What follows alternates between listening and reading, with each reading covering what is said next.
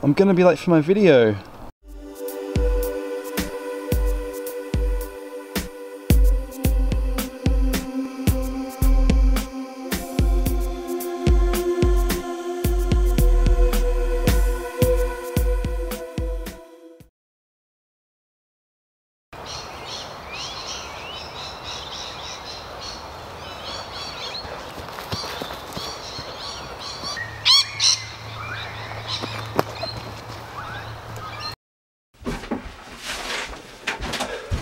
Wow, hello everyone, and it's time for another video. Let's talk about Peru. Wow, let's talk about this. Wow, stones. You see this stonework here? It's ancient. It could be 100,000 years old. And look at that church. Is that the Byzantine Empire? What's going on here? And you look at all this. Hey guys, it's been a while, and I've got the flu, but that doesn't matter because this is just so exciting.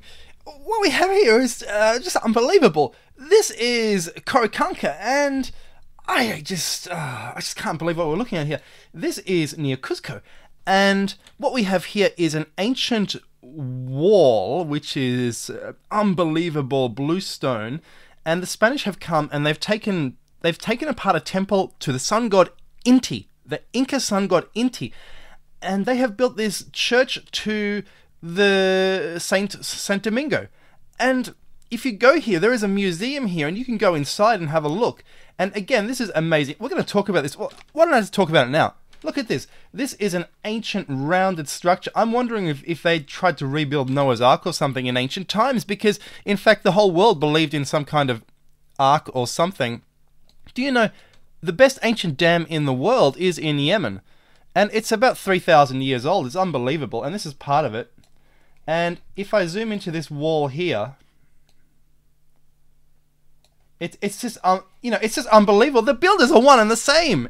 I don't know what's going on. It's like the same builders were at work in Yemen as here. And guess what? Yemen, it was Saba, Queen of Sheba, who was associated with Solomon. Solomon was around in the time of the cocaine mummies, the tobacco mummies, trade with America. This is unbelievable. Is this one of Solomon's? Did Solomon help to build this with the builders that helped to build his temple? This is unbelievable. And it just goes on. Now we go inside, and wow, look at this. This is great. But even better, do you see these holes here? Do you remember I made that video about the cities of gold? This temple was paved in gold. When Pizarro received the commission to conquer the Inca Empire from Spain, he went to the Inca world and he kidnapped the king, and he locked him in a room, and he said, "You have to fill this room with silver or I'm not letting him go." And silver and gold, and this was covered in silver and gold, this whole temple, and most of the gold to free that king came from here. And then of course Pizarro, these were men, the conquistadors, these were men from Extremadura in Spain, and they were peasants. And they wanted to become landowners in Spain. They needed as much gold as they could get. And they stripped this temple down, and this was paved with gold. The gold was probably hanging on here. It was probably hanging on the nubs, on the other Inca cities as well. I think the cities of gold were Inca cities of gold, and they were hanging on the nubs. The nubs were either for hanging gold, sheet metal, hence the Atlantis story, or they were for joining up different things together. And we look here. Look, these stones are recycled. Look. Guys, I want to show you this. This is unbelievable. This is Peru. Now, we know that Puma Punku, by comparison, and this doesn't make any sense. We know that Puma Punku is Bolivia. Okay, so in Puma Punku we have this going on. We have the round hole, we have the slot, and we have the weird recess, which doesn't seem to have any use whatsoever. And we look at this.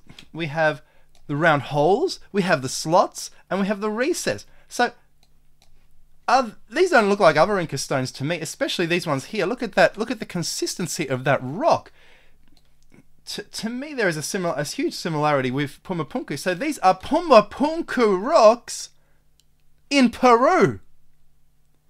So they have recycled ancient rocks to make it the Temple of the Sun, and this was the most sacred place in the Inca Empire. I would love to go here. That would be amazing to see how they built all this, and to even look at the foundations. It would be even good to dig a hole in that garden and dig down 10 meters Just dig 10 meters around here, and you would see Puma Punku stones all around. Look, even here, it looks like there's Puma Punku stones that the curators just left lying around, you see, because they don't know what to do with them. They don't know where they fit, because the Spanish pulled the whole thing to pieces.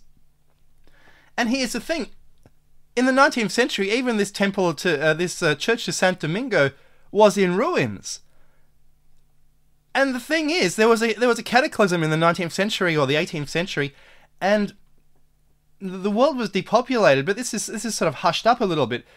If you read that's the temple. That's the temple, the Marib Dam again, Yemen. Again, this is the thing. If you read a book, Incidents of Travel to the Yucatan by Colonel Stevens, he actually tried to buy the Maya site because he just thought, this is amazing. This is from the 19th century. And he said all the churches are abandoned in Mexico.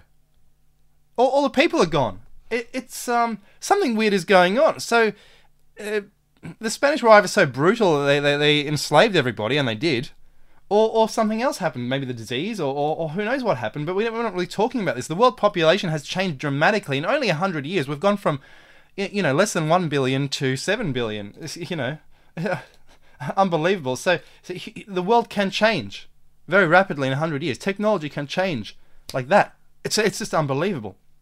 This is an Inca king praying in this temple, and it's got gold on the walls. And again, this is from that temple, Coricancha. Just unbelievable. Okay, guys, thanks very much. Don't forget to sub. There's lots coming up. You're not going to believe it. See ya.